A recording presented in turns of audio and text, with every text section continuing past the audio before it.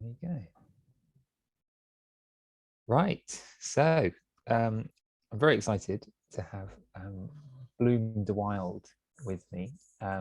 I invited Bloom to have a conversation with me because I think there's a really cool conversation that musicians in general can be part of about the topic of leadership, right? So the title for this conversation interview is Authentic Leadership for Musicians. And the reason that I asked Bloom to talk with me about this is because I've seen Bloom go on a huge journey recently around her own leadership skill, her own identity as a leader, and the way that she's showing up in the world, the way she's interacting with her musical fans, the way that she is showing up in life really powerfully. And I've been touched, I've been impacted by witnessing that, by seeing that.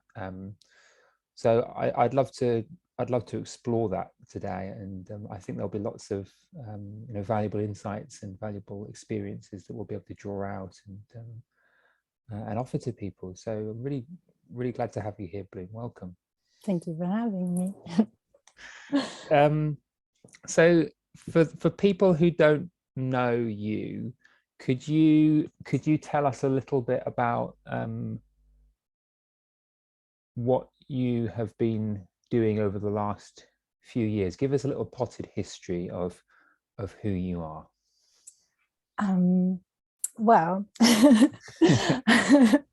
so I've always liked doing lots of different things and many different interests. So I was always involved in many different projects.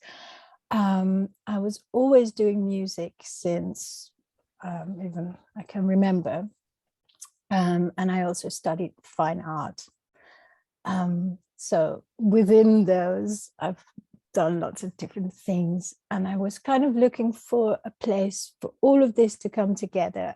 And yeah, for years I've been trying to do this, but I never really saw it happening. It was always still little pockets, so to speak.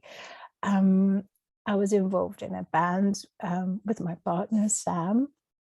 And yeah, we had a surprise success story there.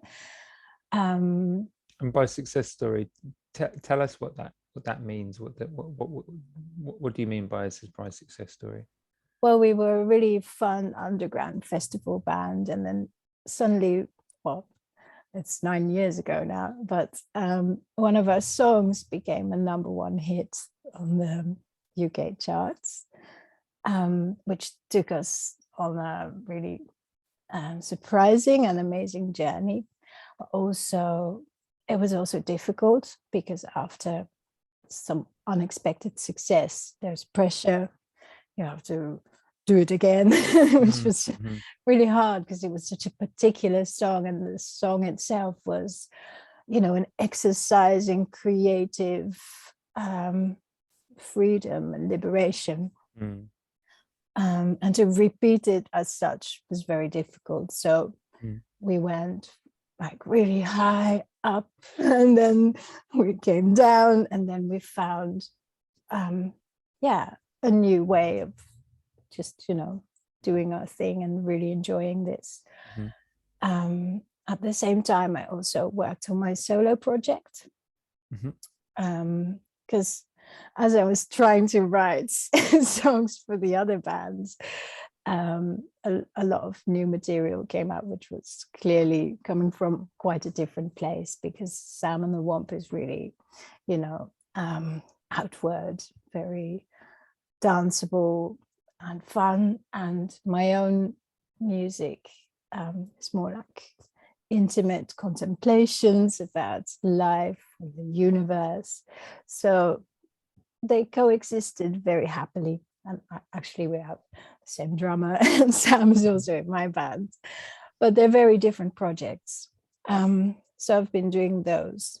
Also make videos for both projects. yeah, and a lot of other things.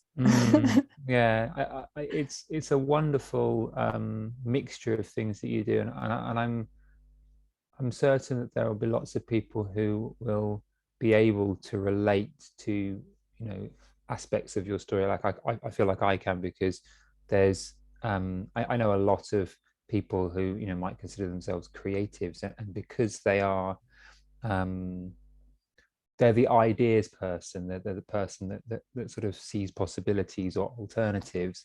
They try their hand at some art, or they try their hand at a bit of design, or they're open to trying these things. And I know that a lot of people kind of struggle um to specialize, or to kind of settle on one particular thing. And and again, part of the reason why I'm delighted to be speaking with you is because it seems like you're somebody who um is finding a way for that all to come together as one common thread, which I think is so important. It's really how do you think about that? Do you feel you're torn in different directions, or do you feel like there is a kind of common element to all of the creative avenues?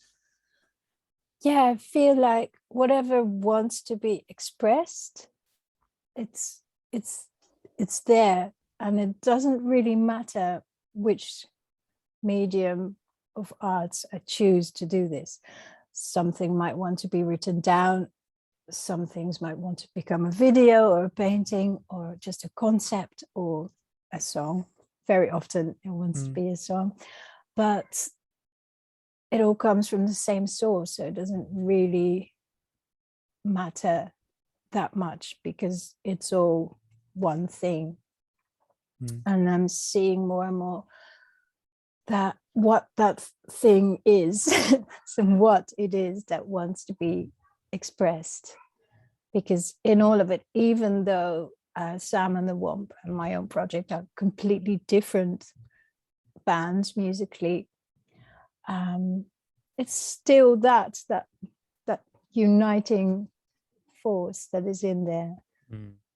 And that uniting force is you, is Well, your essence, or the essence of what wants to be expressed. Mm-hmm. In a way, I feel like I'm always, in essence, making the same artwork over and over again, even though they're all very different. But the essence of it, what wants to be expressed, is the same in all of it. Can you unpack that a little bit, because it sounds like there's something interesting in there? So when you say there's a kind of the essence is the same, what are you meaning when you're saying that? Because I can imagine that people may hear that, and that I think it's clear to me what you mean, but I'm thinking of the people that might not be on the same page yet.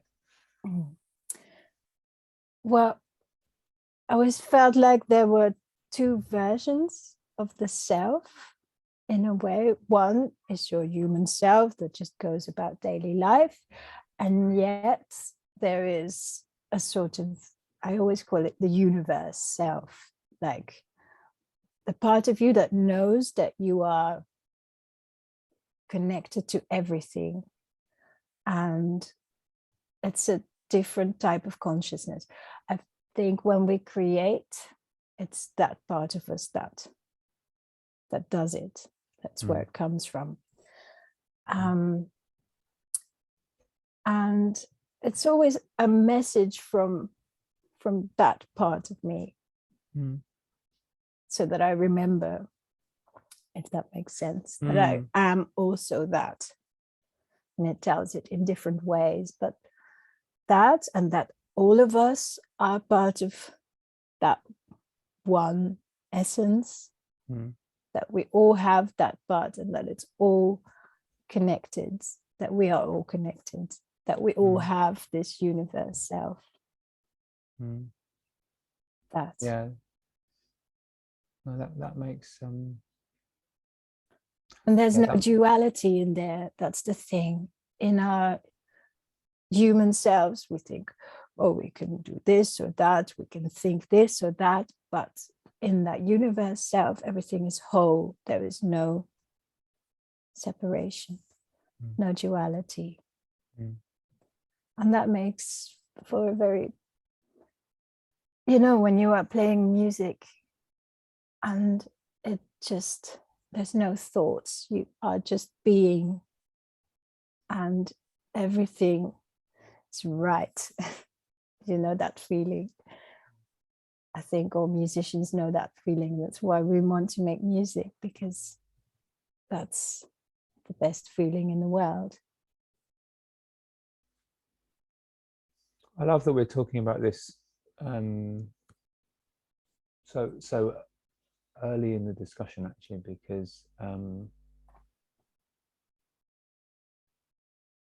this to me looks like the essence of what a business person might call leadership, and part of the reason why I think there's a really cool discussion here is because I know, like, the word leadership can be loaded with all sorts of things. I know for me it was like kind of white blokes in suits, for a long time. And I when I was, because I used to be a teacher for a few years, and I had this idea of leadership being very corporate and detached and kind of masculinity and all that kind of stuff, and it never quite sat well with me. But yet there was over time, in my journey, I guess, I discovered that there was a more natural side. You could call it a more spiritual side. You could call it more human side. And what I'm hearing in what you're saying there is actually, being a creative, an experience that all musicians will be able to relate to. That you get an urge to create, or you get a curiosity to explore. I'm hearing you say that that place where there's no thoughts and there's just, it just feels right.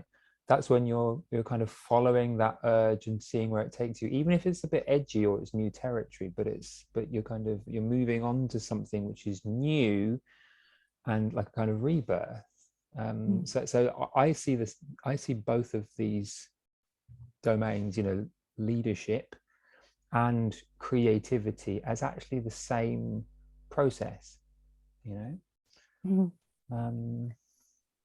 I'd like to dive into that topic of leadership, because you've been on a journey, so I'd love to know what you how did you used to think about leadership, because you're this multi-platinum selling artist who's had this big #1 here. Everyone would think, oh yeah, she's got it all figured out, she knows what she's doing, she's in control, she's feeling confident. Like, what's been your experience of leadership? Let's say, before you've sort of been on the specific sort of leadership journey that you've been on. Like, where were you with leadership? How did it seem to you previously? Well, it had a few incarnations. I remember many years ago, my dad gave me this book by Stephen Covey, the 7 Habits of Highly Effective People. Now, I've read it 3 times in different stages. And the first time, I was like, this is really interesting, but why did he give this to me? I don't understand it. And I saw it very alien, and yet I did see that there were some concepts in there that I really understood. But like you said, it seemed like, oh, people in suits, and it's just very alien to me. At the same time, at that time, we're talking 2007, I started something called Dream Society, and I had in my mind this idea of a group of talented, creative people that I all knew, and they didn't really know each other, to bring them together and create fantastic improvised live performances with imagery and and the whole shebang, So the opportunity came for us to do this, but I specifically stated that I was not going to be a leader, because it had to be spontaneous, and no one had to be the leader. It had to be leading itself. It was a disaster. Well, there were some moments of beauty, but I remember a visual artist asking me, but what can I do? What should I do? And I said, just do whatever you like. So on the gig, I was playing harmonium and singing, and I heard this awful sound, and she was playing the stylophone so loud. And I looked over my shoulder and I gave her the worst side eye ever, like, put that down immediately. Like, this is not cool. Yeah, so after that, I was thinking, it didn't really work, this non-leadership. Also, it just fell apart really quickly without anyone guiding it. So I realized I had to revise my idea of,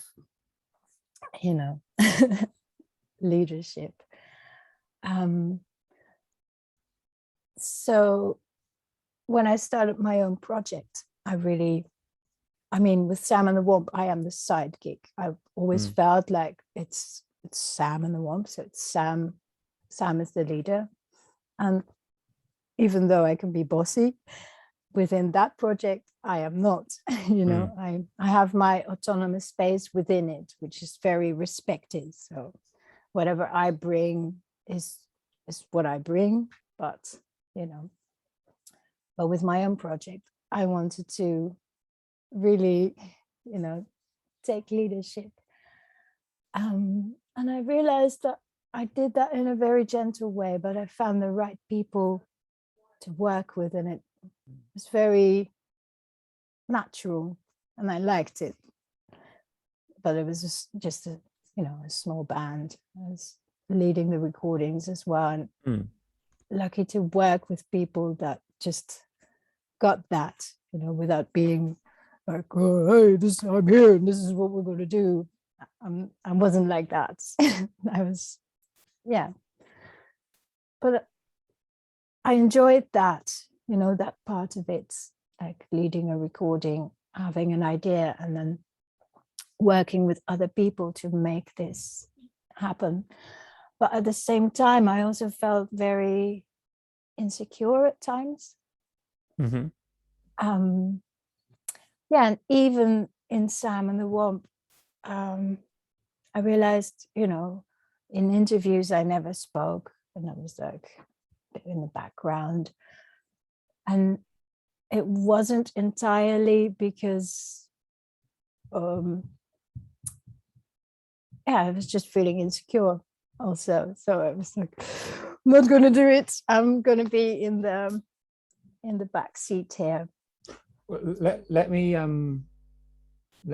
sort of understand what you mean by insecure there, because I think there are lots of musicians or creatives or people in the public eye even, who there are certain parts of what they do that they can seemingly be very extrovert, and seemingly look like they're in control and they're the leader, and that there are parts of that they kind of hold back from, right? And of course, part of the way, well, I would say that part of the way that they manage to do that is they tell themselves that they may be a confident person or something, and they kind of hide away some of these parts of themselves. So it's like, well, I kind of get really quite nervous, but I can't admit to myself that I have that side. Right. So are you able to give us an insight into what was the fear there, or like what was the insecurity of, why did you feel that you couldn't speak in those contexts, or what was going on, do you think? Yeah, this is something that we only recently solved in a way, this little puzzle. Because on stage I can be very extroverted, and as long as I'm playing, And in Sam and the Womp, Sam does all the talking. He's very good at that. And I didn't really have to, but with my own project, you know, the song ends and then you have to say something, or you want to say something. I wanted to say something. And I found this very hard. So I would be, you know, very powerful in my performance of the song. And then like clap, clap, clap, and I'm like, ooh, you know, this suddenly becoming a completely different person for a moment. Like, yes, thank you, that I had on the table now. like that. Excuse me. And I always wondered, I kind of felt that that's the way I am, and I don't really know how to work my way around it. And then we had this conversation. I don't remember exactly how it came about, but it was that whole young, yeah, you asked some questions. I Yeah, so discovered. we were having a coaching session, weren't we? And we were talking about sort of the urge to take action, or the urge to, I think we were talking about entrepreneurial things, you know, like the urge to build a business, or the urge to make a sale. Yeah. Yeah. Yeah, and I realized that I had a lot of judgment about myself and preconceptions as well, that I don't know where they came from. But yeah, at some point during that conversation, I became aware that that was my blind spot. That was the bit that I wasn't seeing, that I was actually judging myself, you know.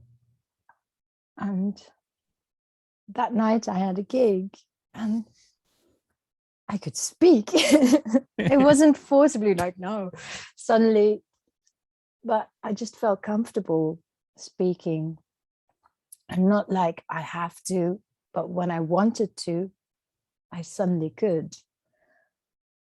So there's a frog in my throat.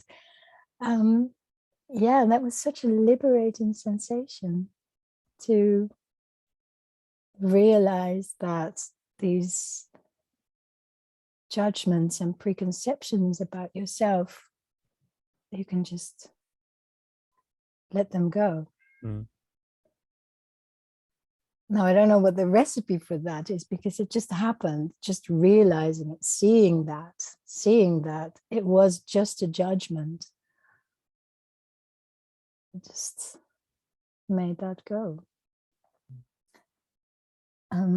What was that like then? So how did the gig go once that shift had occurred within you? What did you notice of, you know, how you felt, how you were, how people reacted to you? I mean, what did that create as a result? It just, it was just one big flow of being. Normally I felt like you could go there, and then as soon as I had to say something, it was interrupted, which kind of stopped that. But this time it was also something that I was nervous about, because there was a label involved that were there, and then I felt so free and liberated, so that at the end we just improvised something new, and I felt vocally completely free and in control at the same time, and also playing, you know, just, it was just that level that you always would like to have, you know, when you say, yes, that was a good gig, because I was present and I was just being. Yeah, that's a good gig. You can make mistakes and that doesn't matter, but if you have that presence, it's a good gig. If you are really truly there at all times, and without judging yourself, so you can go free. That's where that song came from. That's the one that had the number one. that's actually a funny story, because that was an experiment I was doing at the time. Yeah, I also had an artistic interpretation of a record label, and we had this project called Totally Shit, in which like I was calling all my friends and also myself and we were all making something, trying our uttermost best to make something that was really bad, you know, like with all your might. And it could also be something that you once did, or you could make something specially for the occasion. And yeah, I realized when I was working on that project that it was so much fun, because I had no expectations. And that's just led to a creative outburst. So when a bit after that I was asked by Sam to join his band, I felt, you know, I was wearing a banana costume. I grabbed the mic and I was like, let's be a rapper, because I just did that other project. So I had no, you know, no expectations of what I should be. And yeah, that's how that came about. It's just, yeah, now we're gonna do a rap because I'm not a rapper, so why not? Yeah, so that's where that came from.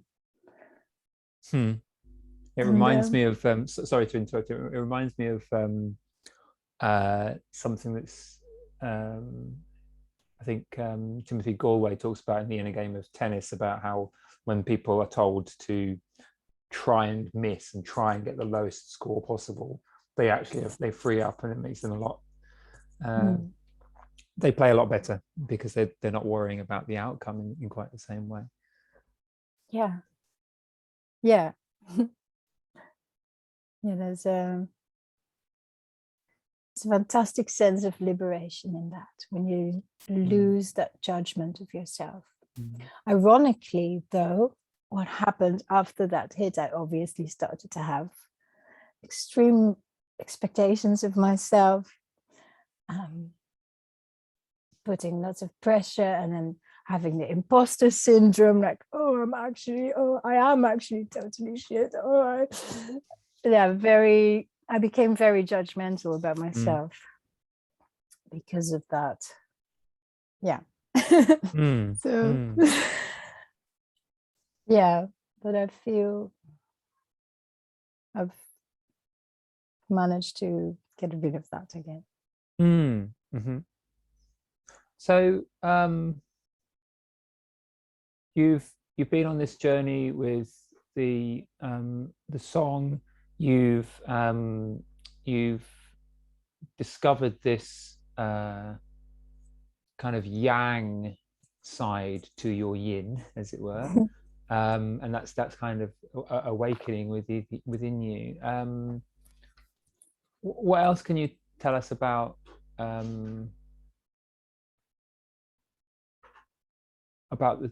leadership? Like, what else can you tell us about what does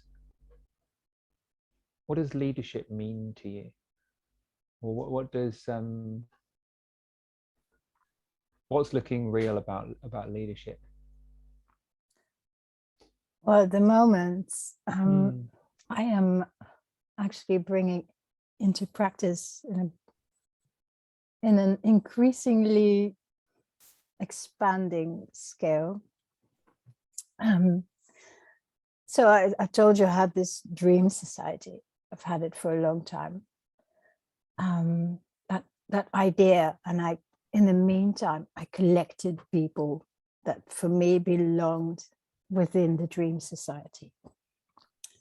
But somehow, there was never the right moment or the right thing. But when I moved back to Amsterdam, I had this vision, also something that I've had for a long time, but I started to actively explore the idea of creating a hub, a physical place for all these people to come together and do beautiful things. in my journey, I spoke to many people about it, what the options were, and then it took a very unexpected turn. I like unexpected turns, because I was trying to set up a creative hub, and somehow within everything that's going on in the world, it was very difficult. So I started looking for other ways. And then somehow it was brought to my attention that there's the option of setting up a church. Now, in a way, that was ridiculous because, I always considered myself a spiritual person, but the idea of a church, was not my cup of tea, let's put it this way. So, yeah, I realized that this was a way to create what I wanted, but also that there was something about this whole church concept that I felt could touch upon something that is actually needed in this world. So I realized also when I started to speak to people about the church rather than the creative hub, the church as a creative hub. So not a church to do like Sunday, I don't really know. Yeah, sermons and that kind of stuff. But a church to bring people together in the same way that the creative hub would do, but with the added aspect of finding exactly what I just mentioned about that creative place, which is almost that universe self, that part of you that creates, that is in a sense divine and eternal, and it's very spiritual as well. And I realized the more I spoke to people about it, that there is this need to explore that. People are looking for something, more than just this tangible world, and looking to connect, because we've all been very isolated. We've all had to do a lot of online stuff, which is also great because we're here now, and I'm grateful for that. But at the same time, there is this need to properly reconnect to each other, to the essence of the world, to nature. And I realized. So just to jump in a second. So just to kind of clarify for people, I know that there was a time when if someone had said to me, "I'm starting a church," I would have gone crazy. I would have gone like, "This is a crazy person." What was the reason? Because I know there was a technical reason why. Yes. A certain kind of organization had different kinds of powers in Holland, which is where you're based. So could you just explain why that is? Because it's what we're talking. What, at least as I understand it, you're talking about an organization that is under the official terminology of the state is branded as a church, but functionally works in a slightly different way. So it's not, you're not starting a religion. No, I'm not starting a religion. The thing was, during the lockdown, my friend that I've known for many years, he was trying to do some busking because he needed some money to do some busking, and he was repeatedly sent away. But then he saw this group of other people, and he asked, why can they perform? Yeah, because they're from the church. He told me this, and I was like, because the thing that I couldn't get round to when I was trying to get my creative hub off the ground was all these rules that you couldn't play music, you couldn't sing, it was forbidden to sing. Like, so I started thinking, that's how I got into it and made a bit of research. And I realized there's a separation of state and church in this country, which kind of makes it quite an autonomous entity. And I thought, this is what I'm looking for, an autonomous entity. So I don't want to disrespect churches or things, but I found this a beautiful creative solution to still make this vision come to life. And at the same time, I found that actually it's not just a joke form, I found that was just what I needed. It's not a religion. I'm not setting up a religion. But Did you have any sort of fear about taking that step? Because to me, that's quite a ballsy move. It's a bold, creative,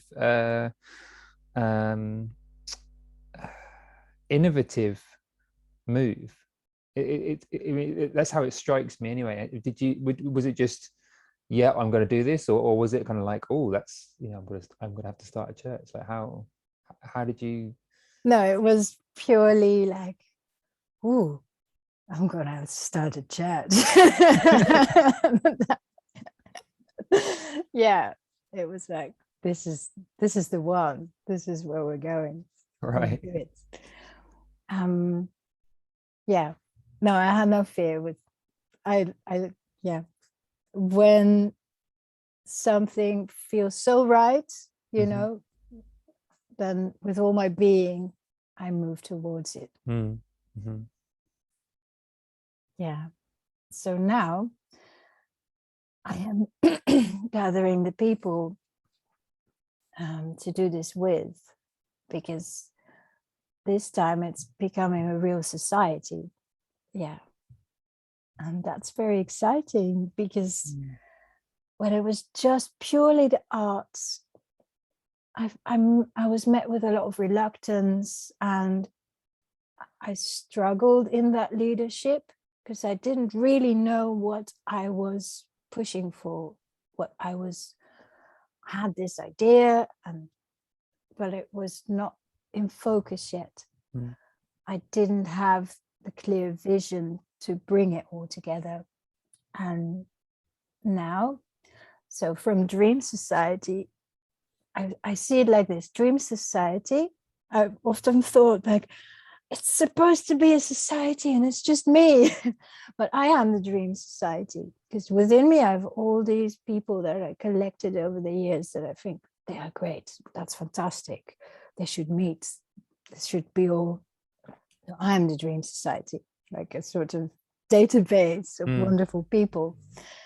But this is the Astral Animist Society, and this is happening in the physical plane, in which people are actually coming together. And that's really exciting. And I feel fierce about this. Fierce in what way? What do you mean by fierce? Fierce as in like a lioness, and stepping into my power gracefully. What do you think has enabled you to step into that power? Because it sounds to me like that's quite different to where you were at the beginning of the journey. So what do you put that shift of energy down to, like being in that kind of fierce power when you need to?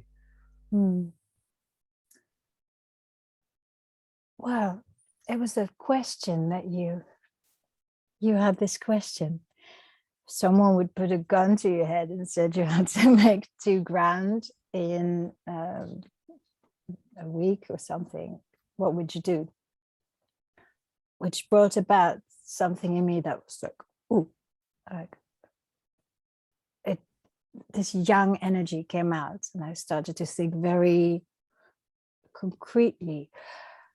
though initially I thought about some things that I could actually make money with, we then spoke further, and then that uncovered what I really, really wanted to do, what I see that brings everything together. And yeah, that was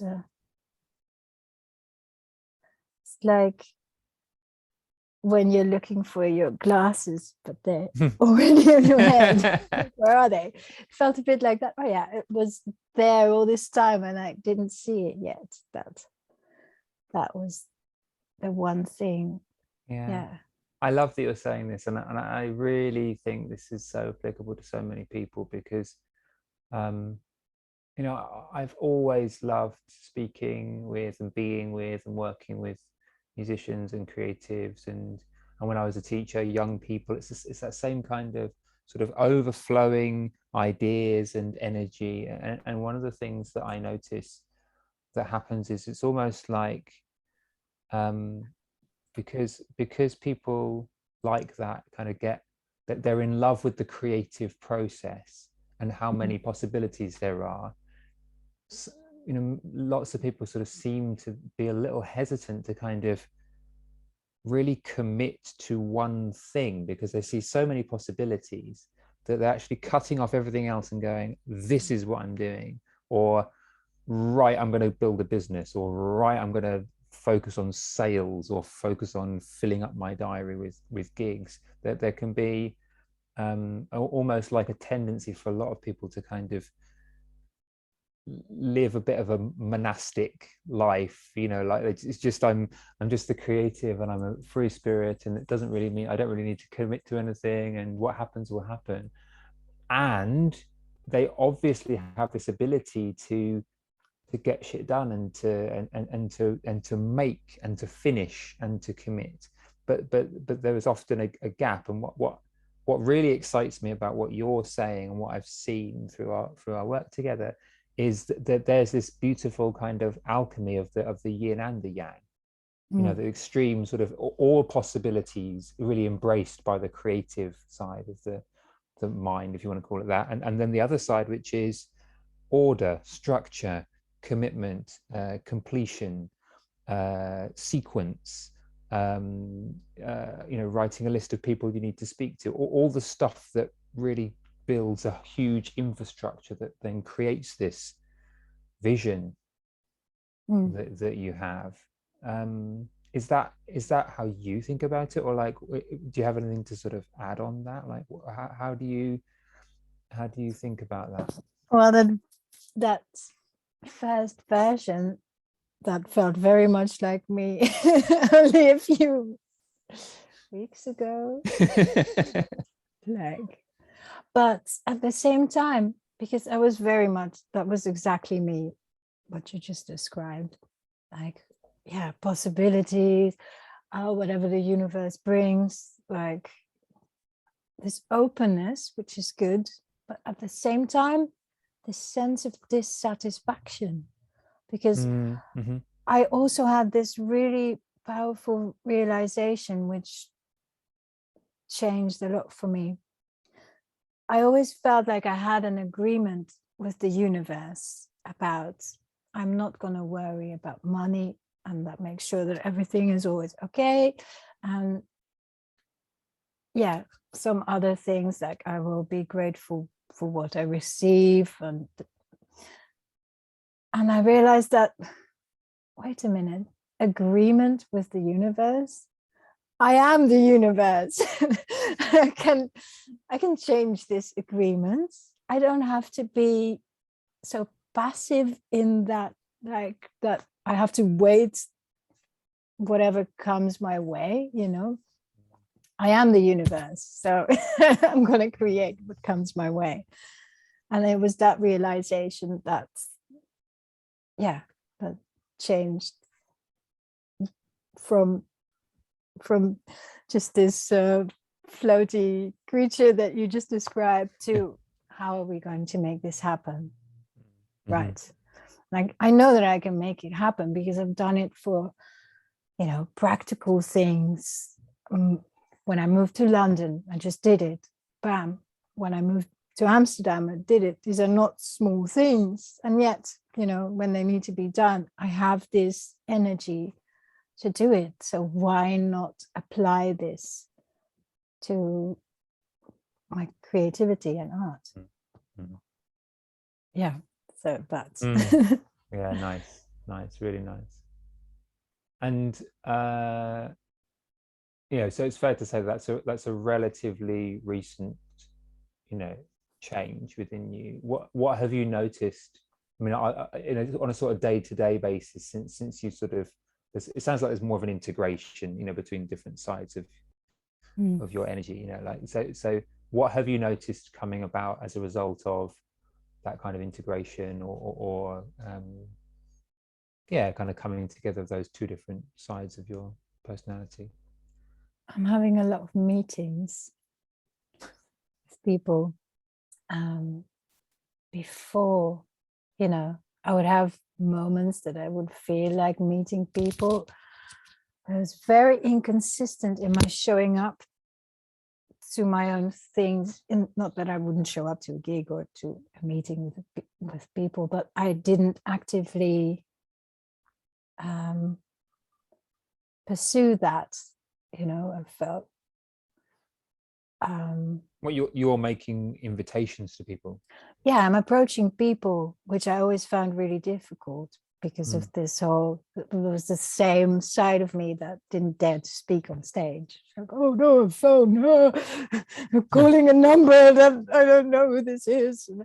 That was a very big thing for me, just, and I found that sometimes I could do it and then overthink it, or like writing a message to someone and then really feeling, and that I don't know, I'm just doing it. Then if it's right, then we meet. And then if it's right, it continues. So that's really exciting and new. It's very new to me to be so outgoing in a way, which is funny because when I'm on the stage, people might think, oh, that's such an outgoing person. But I never considered myself that, It's always like, I'm shy, I don't feel shy. No. I really love this, Bloom, because I can see there being so many applications of that one shift that you just described. I mean, we're not particularly talking about business on this call today, really, but what I'm hearing you describe is like you're now willing to basically enroll people. It's a little person. It's a little person and tells me that he needs a wee. Go on for a wee then. Yes. So enrolling people in your vision, enrolling people in your project, enrolling people in your ideas. It could be enrolling people in, paying for something. But what I'm hearing is that the thing that so many musicians have kind of told me that they haven't been able to do, which is to go, oh, I've had an idea, I'm going to ask someone if they want to be part of it, rather than kind of waiting and going, oh, I've got this idea, I hope someone will find out, or I want to fill up my teaching practice, I hope some students are going to come my way. Like stepping into that ability to kind of go, oh, I'm going to lead the way, do you want to come with me? Yes, come on then. He wants to say hi. Hello. This is Dizzy. Hello, Dizzy. Can't hear me, obviously. No. But yeah, this is I used to think like, when you make something, you fold a little, it's like you fold a little paper boat and you put it on the water and it will just go. But no, actually, sometimes you have to help it along, or bring the boat to someone's attention. Mm. And I also love how simple it can be as well. That the fact that it can be so, like you said, with the creative process, you just get an urge to create, then a conversation comes of it, or an invitation just comes up naturally. Yeah. Straightforward. I should be doing 2 interviews, shouldn't I? Yeah. She's whispering something, but I'm not sure what he's saying. What are you saying, Dizzy? Oh, entanglement. Go to daddy. Maybe you get a snack. Sometimes a bit of bribery. I'm coming in a minute, sweetie. Look in a minute. Yeah. Okay. He made something in the playroom. Oh. So well, thank you for thank you for sharing. Thanks, Dizzy. Yeah, so thanks so much for the conversation today. I think there's there for people. Is there anything else that you'd like to share with people, or any advice? If you could give like one piece of advice to the person who thinks they're just a musician, or the person who is in that place where maybe you were, a few years ago, maybe not seeing yourself as quite the leader, not really living into that identity as leader and a musician. Like, what would you say to your former self, or someone who's in a similar kind of place? What would you say to them? You are the universe, so you can make up your own rules. Yeah, and you are enough as well. It's so good. If you commit yourself to yourself, then it's always going to be, you're good. You are good enough. Yes. Nice. Yeah. Thank you. Sometimes showing up is enough. Just showing up, and then it will unfold. Nice. If people want to hear your music, where should they go? Well, I was just updating my website. It's not quite there yet, but it's look for Bloom the Wilde. Available on all platforms. It's I just released a new song with a very creative video. Let's put it that way. Your videos are amazing. I heartily recommend that people check out your videos. And what about if people are curious about the Astral Animist Society? I got it right. Okay. How do they find out more about that? If they wanted to get in touch with you, say, like, what should someone do? Contact me. And what's the best way to do that? Well, I think a message on Facebook, and then I will email my email address. That's the best way. Perfect. All right. Okay.